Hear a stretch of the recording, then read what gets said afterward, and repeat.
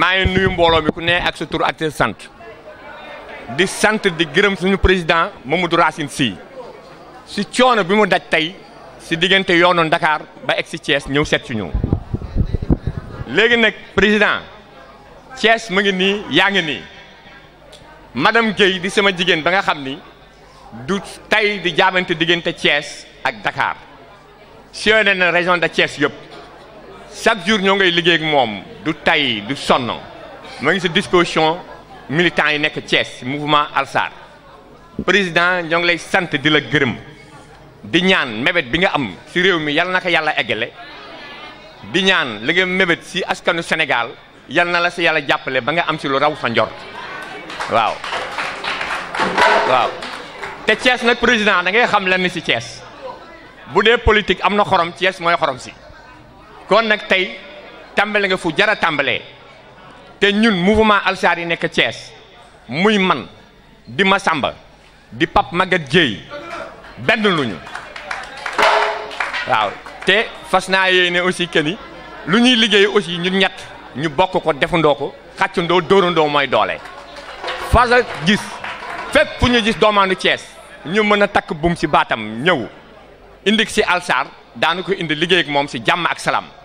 te kenn du jógee si ñun jaaree si ñun pour am lu mu la mën a critiquer wala lu mu la mën a yàpp bu soobee yàlla fii biir Thiès tant que maa ngi Thiès benn débordement du am Thiès incha allah bu neexee yàlla ñoo ngi lay sant di la gërëm di la masu coono si yoon bi tey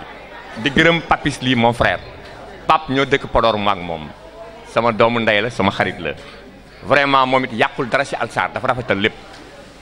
ñun dañoo yàgg a dund ci wàllu politique ndax ñun bu fekkee ne dañuy liggéey boo xam ni di jàppale président de la république képp ku ñëw ni maa ngi ciy ànd ci mouvance boobu ñu ànd ceeg yow ndax waa Alsar bi ñu ñëwee taxaw loolu ñun dañoo fekk ñu yore suñu mouvement di jàppale ñu ñëw ñu ànd ak ñoom ñu gis li ñu nekk ñu gëm loolu moo tax ñu ñëw ànd ak Alsar di liggéey pour di dimbali waa Thiès waa Sénégal dans l'ensemble ñu kontaan ci loolu nag di gërëm ñëpp am na fi suñu responsable ci koñ bi ñu ngi fii toog waa soxna si ñu ngi lay gërëm bu baax c'est la suñu responsable politique mi ngi nii Aram Sylla ñu ngi koy gërëm ndax man par RH laay demee boo ñëwee fekk nit di liggéey wax dëgg yàlla du jox lu gërëm leen Massamba ñu ngi lay gërëm monsieur Diop ñu ngi lay gërëm ah wax dëgg yàlla Papis li yéen ñëpp waa bureau Dakar ak national yëpp ñu ngi leen di gërëm di leen wax dal leen ak jàmm damay dellu siwaat rek Thiès nag xam ngeen ni c'est une ville politique dama bëgg ngeen dalal seen xel am na liggéey boo xam ne yàgg nañ ko fi liggéey boobu nag gën nañ cee tar gën nañ cee jàppale xam ngeen dëkk bi soppeeku na ndax fa mu tolloon am na ku ne woon moom dëkk bi waaye boobaak léegi biñ ciy dox xam nga ni réduire nañu la mu amoon la mu yore woon ci dëkk bi xam nga ni wàññeeku na kon ñoo ngi liggéey te liggéey boobu jeexul ñoo ngi soog a door nag damaa bëgg Amadou Racine boo ñu jàppee dooleel sama jigéen ñii dooleel xale yu góor yi yaakaar naa ne dëkk bi dana soppeeku dana nekk ci loxo yu set loxo yoo xam dana am yaakaar ba bu ëllëgee président xam ni dëkk bi am na fu mu tegu fu wóor te loolu la ñu wut te yaakaar nañ ko ci yéen yaakaar nañ ci bureau national bi nga xam ne buñ ci jàppee ñun ñëpp ku ci nekk vraiment dana dëkk bi dana changé loolu nag laay wax ni Racine dañuy kontaan ci bi nga ñëwee tàmbali ci Thiès ñëpp xam ni Thiès c'est une ville politique yàlla moo nu ko defal nag xamuñu caaxaan xamuñu lu dëgg te loolu la ñu dund ñun li ñu dund nag dañoo bëgg waa Thiès xam ni am na lu fi nekkoon te changé na te dëkk bi ku dox ci mbedd yi xam ni dëkk bi soppeeku na waa mais da ngay am loo xam ni nit kenn ku nekk war na xool dara yéen jigéen ñi yéenay wax kenn ku nekk xam nga la sa foyer la nga tolloon ak fi nga toll bi ngeen xamee ni président de la République mi ngi ñëw jël pouvoir boobaak léegi kenn déggatul gaz bu yokku kenn déggatul ceeb bu yokku kenn déggatul lenn mais Racine bu ñëwee dana leen jàppale pour nga am fi ngeen sukkandiku pour mën liggéey ñu mën a wan a ànd ak moom.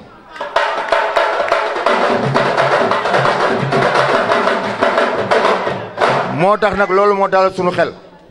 ñu ànd ak moom ci mouvance bi nga xam ne mooy Alsar ànd ak moom liggéey pour dëkk bi soppeeku kon bokk ñu ngi ñaan yàlla nañu yàlla jàppale. ana jigéenu waaj saal bi ana ñu yëkkati leen seen loxo ci kaw parce que yéen laa fi taxawal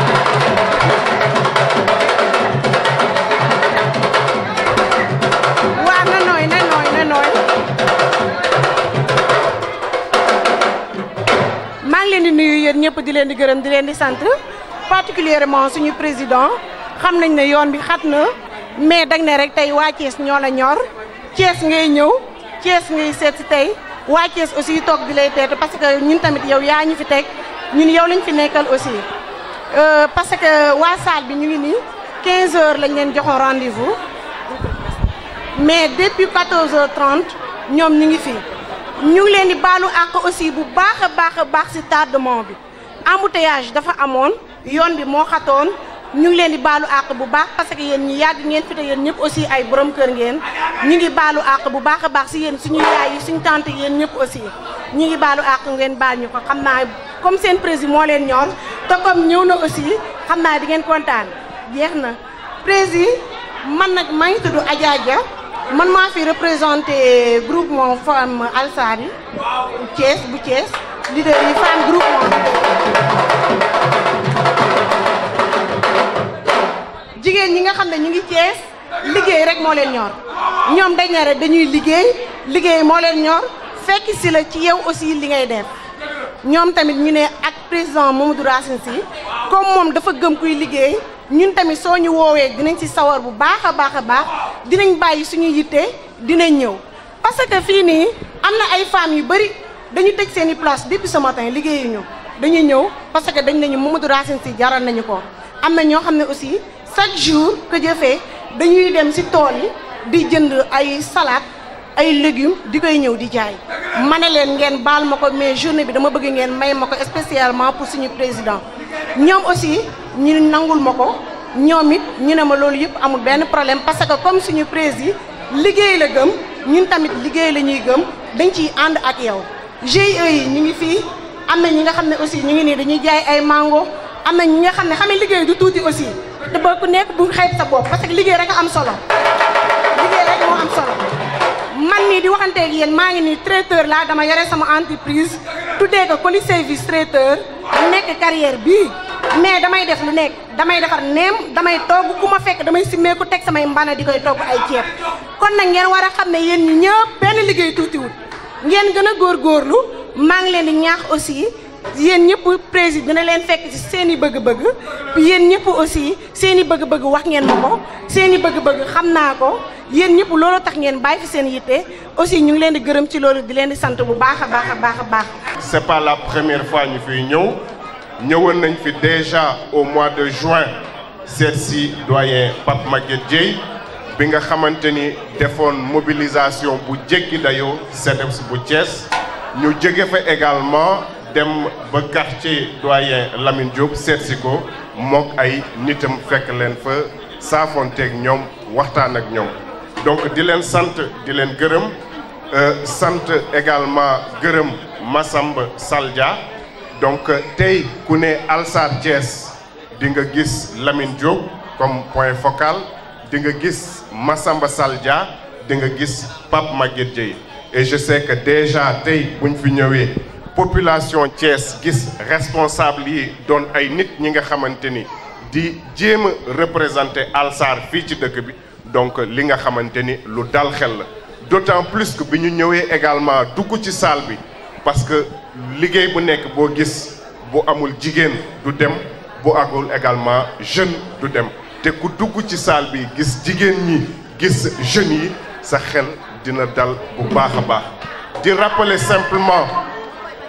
di rappeler simplement Alsar mouvement la bi nga xamante ni am na ku ko rappeler léegi décembre 2017 la juddu mais mouvement la bi nga xamante ni bu am historique parce que mouvement la bu dooree d'abord dans le département de Podor parce que par respect à ses origines lépp lu muy tàmbali mi ngi ko tàmbali ci dëkkam te lépp également li mu tàmbali woon depuis 2014 nit ñi àndoon ak moom depuis 2014 bu respecté wul woon engagement boobu ak les populations de Podor bu respecté wul woon engagement boobu avec les populations du Fouta tey ñu mel ni ci ñun duñu ànd ak moom dem au niveau national. di rappeler également mouvement la bu am bilan mouvement la bi nga xamante ni également peut-être en 4 ans d'existence tey ku dem dans le département de Podor ku dem dans la commune de Podor xam ni Mamadou Racine Sy am na lu mu fa def jigéen ñi financé nañ leen à hauteur de 300 millions dans plusieurs villages parce que moom du politicien moom li tubaab yi di wax philanthrope la donc ci village yu bëri da ngay ñëw waxtaan ak population yi ñu naan la jigéen ñi kat pour ñu matu dañuy def 50 kilomètres du ñu def 60 kilomètres ci saa si bala muy jóge foofu mu naan leen de ma poche je vous finance un centre de santé et tey fi ñu toll nii dans le département de Podor plus de 9 centres de santé moom financé na ko les centres de santé sont fonctionnels donc mu may ma également ma dem ci vision Mamadou Racine Sy vision Alsar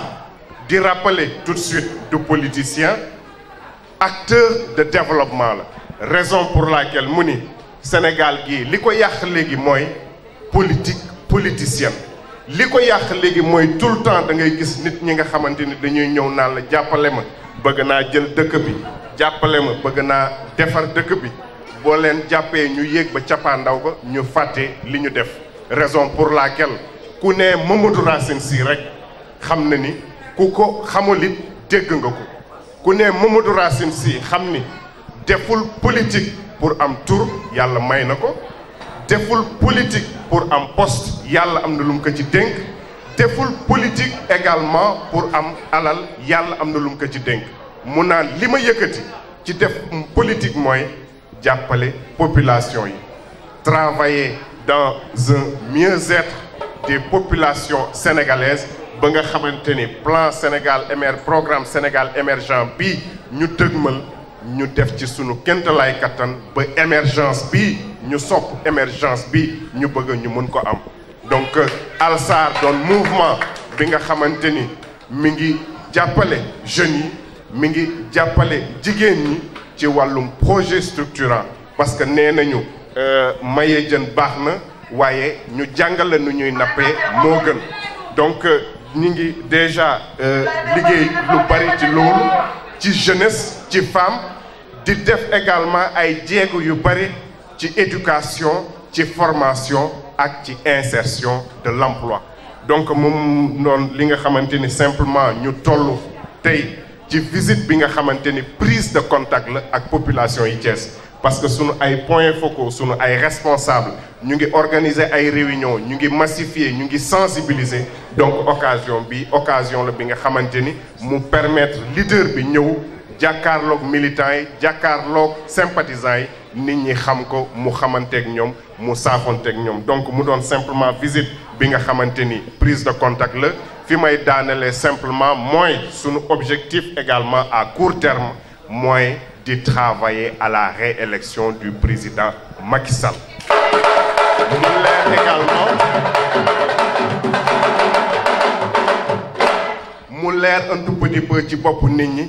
Alsar force d'appoint la au président Macky Sall mouvement citoyen de développement bi nga xamante ni son objectif c'est l'émergence mais son objectif à court terme c'est au soir du 28 février 2019 bii di ñëw ñu remporter la victoire haut la main dès le premier tour pour le président Macky Sall. maa ngi leen di nuyu yéen ñëpp ci seen tur ak ci seen sant te di sant suñu borom yéene bi nga xam ni moom lu ñu amoon ñëw fekkee ko fii Thiès yàlla defal ñu ko ba ñu ñëw janoog askan bi ñu door nag di jéggalu ña nga xam ne ñoo ñu xaar depuis 14 heures te li nga xam ni dara taxul lu dul cofeel bi nga xam ni am nañ ko ci ñun moo tax tey suba ba tey nit ñëpp bàyyi seen ay yitte ak la ñuy def ñëw pour fekkee waxtaan bi nag du yàgg ñu door di nuyoo ñi nga xam ni ñoo ñu fi toogal fii ci biir Thiès di ko commencer par Massamba Sall Dia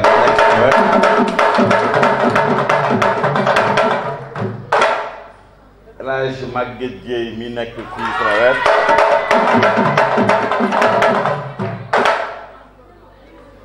Lamine Diop itam ñu nekk Adja Ndeye Dieng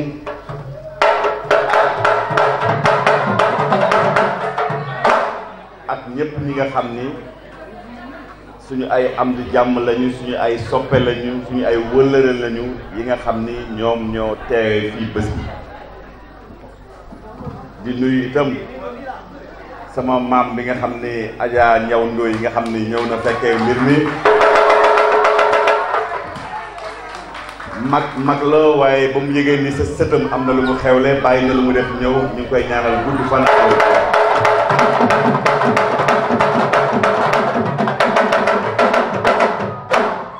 ñun nag suñu wax day nekk li nga xam ne lu leer nañ xuloowuñu xeexuñu ak kenn ñëwuñu itam saagawuñu kenn waxuñu kenn lu bon. dafa fekk Sénégal ñun ñëpp ñoo ko bokk te dañu am yaakaar ni am nañu wàll bi nga xam ni nag ku nekk nan nga béy sa waar pour mun a jëmale Sénégal ci kanam ñun nag li ñuy def du dara lu dul béy suñu waar parce que loolu dafa bokk ci jaamu yàlla parce que boo nekkee ci dëkk nar nga wut li nga xam ni moom mooy yokkal askan bi kanam nar nga wut li nga xam ni moom mooy tax Sénégal jëm kanam loolu nar nga wut li nga xam ni nit ñi daan ci gis seen bopp ci biir réew mi moo tax ñun ñëwuñu pour jël place yu kenn mouvement citoyen Alsar di ànd liggéey Sénégal ak Racine dafa doon mouvement bi nga xam ne liggéey moo ko tax a jóg dimbali mag yi dimbali xale yi dimbali itam jigéen ñi nga xam ne ñoom ñoo amee kër yi tey.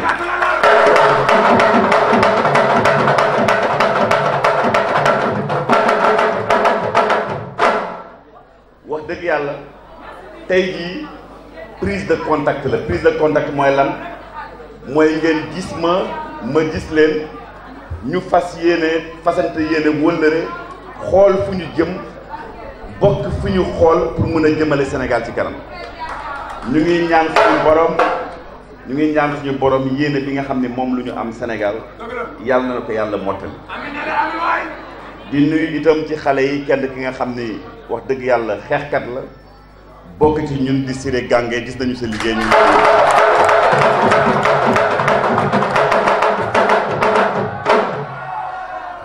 Maas nag ak Maguette ak Lamine ñi fi toog tey suba ba tey di ñu xaar 14 heures loolu yàgg na añ passé na fi reer passé na fi bon nag bu may dem dinaa leen jox seen reer 1 million ñoom ñoo ko moom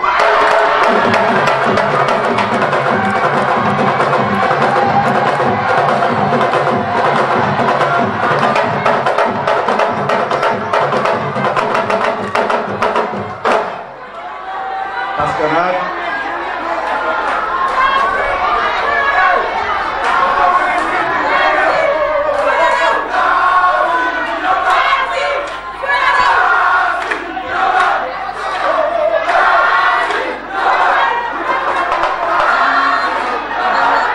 ndaxte nag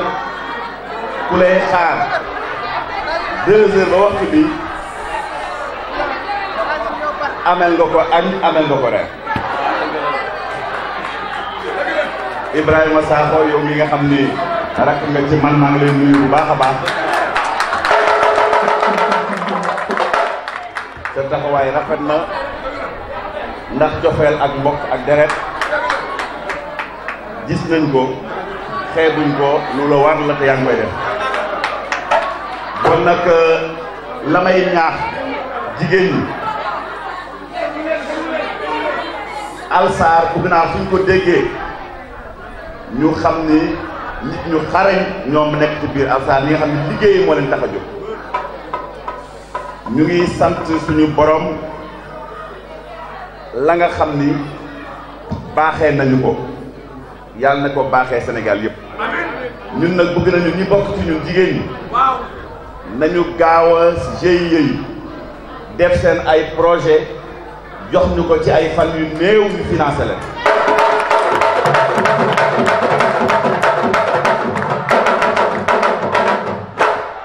parce que nag lem ci làmmañ moo gën lem ci nopp ñun bëgg nañu la ñu wax rek askan bi teg ci seen bët bon nag li ci kanam rawli bët lii ci des mooy xale yi itam ñoom ñoo amee réew mi xale yi itam na ngeen defar seen ay projet ñu saytu ko xool ñu leen di dimbalee loolu moo ñu tax a jóg parce que ñun defuñu politique bi nga xam ni da ngay mbubboo askan bi pour jëm ci kanam ñun au contraire la ñu bëgg mooy li ñu yàlla dénk ak li ñu mënul fereem ñu jox ko askan bi pour askan bi mën a jëm kanam amuñu dara luñ ci wut pour suñu bopp lu dul askan bi jëm kanam yàlla lu ñuy defal defal nañu ko démb ba noppi tey soog a ñëw kon amuñu dara luñ ci wut bu loolu passé Alsar comme nee nañu dañu bëggul li nga xam ne moo yóbbu askan bi kanam mënuñu bañ a appuyer le plan Sénégal émergent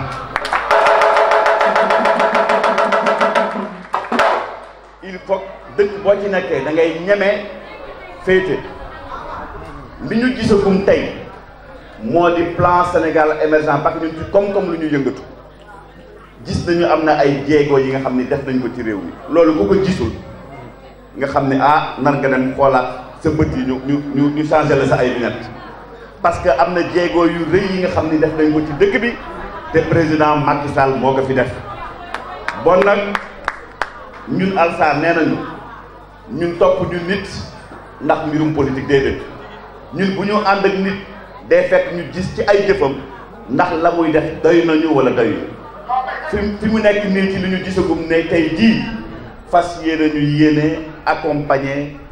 ci li dëggu nag ci li nga xam ne du toppee du dara ci li nga xam ne dañu xool ci ay programme xam ni moo ñu doy fas nañu yéene gunge le président Macky Sall pour que mu gagné au premier tour des élections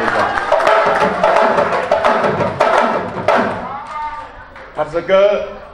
dañu waxtaan ak moom mu am jéego yi nga xam ne nee nañu fas na ko yéene ci biir Sénégal wóolu nañu nag ak kàddoom ndax nit dëgg lañu président Macky Sall mosuñu wax li nga xam ne gisuñu ko moo tax am nañu yaakaar ni ku la jox ndékki jox la añ bu la diggee ndékki nga mun a am yaakaar ni daal di jot loolu moo tax Alsar ni ci fi ñu jëm nii moom lu ñu fas yéene jàppale Alsar nag yemul nag ci foofu dafa doon mouvement bi nga xam ni bëgg nañu mu law bu loolu passé élection bu passé bëgg nañu itam Sénégal lépp lu ñu fiy taxawal lépp lu ñu fiy wax Alsar dañ ma am baat bi nga xam ne dina ko ci dugal te loolu lu ko mën a indi mooy yéen ñii nekk fii ngeen dooleel waa Alsar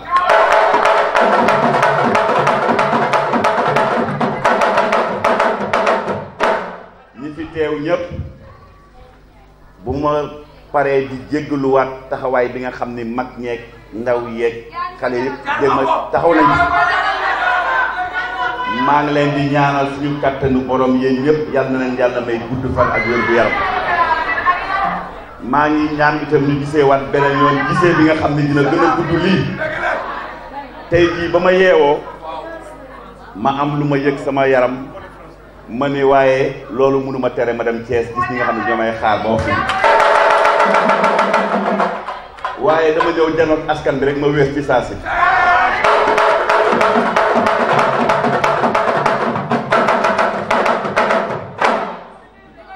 Thiès nag tukulóor nee na fa nga am suuf fa nga dëkk waaye man lu mu bon bon boo demee carrière gi am naa fa kër bon nag bari naa fi itam ay mbokk Thiès ba Pire sama ay mbokk bari nañ fi ba bitiw gii ak fu ne ndax Sénégal ñun ñëpp a ko bokk bon nañu ànd nekk benn ku bu ñu xaste bu ñu xuloo bu ñu xeex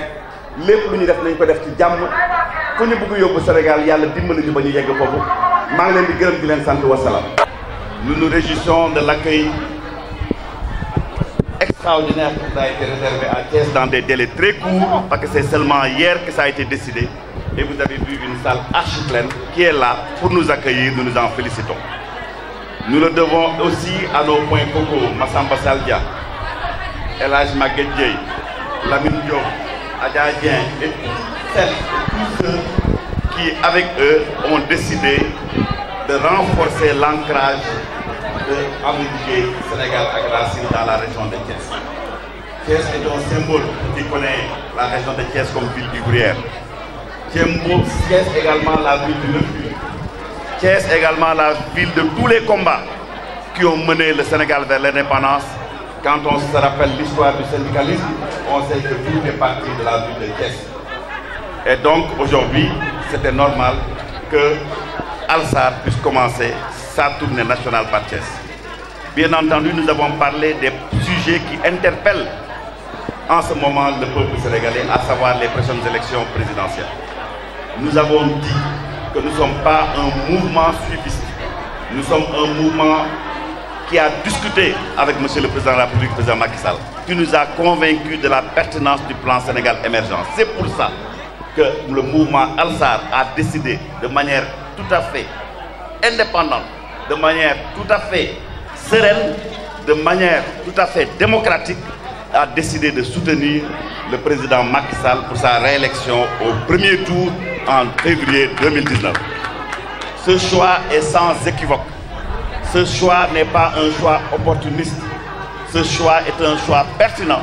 qui découle pour nous d'une analyse froide de la situation économique, sociale et politique de notre pays. C'est pour ça que nous ne pouvons pas laisser le Sénégal dans des mains inexpertes. C'est dans ces conditions que nous avons décidé de soutenir le président Macky Sall. Nous ne sommes contre personne. Nous sommes contre l'invective, les injures et tout ce qui est de nature à remettre en cause les valeurs cardinales dans lesquelles le peuple sénégalais est ancré depuis des siècles. Mais nous sommes des citoyens, nous avons le droit de nous prononcer et de jouer notre partition pour tout ce qui concerne le Sénégal, et notre choix de ce point de vue-là est clair et sans équivoque. Encore une fois, je remercie les populations thiessoises pour leur accueil. J'exhorte également les jeunes, les femmes et autres à travailler dans le développement. Et comme je l'ai rappelé tantôt, nous sommes prêts à leur apporter tout le concours nécessaire pour l'atteinte des objectifs économiques et sociaux. Je vous remercie. Merci.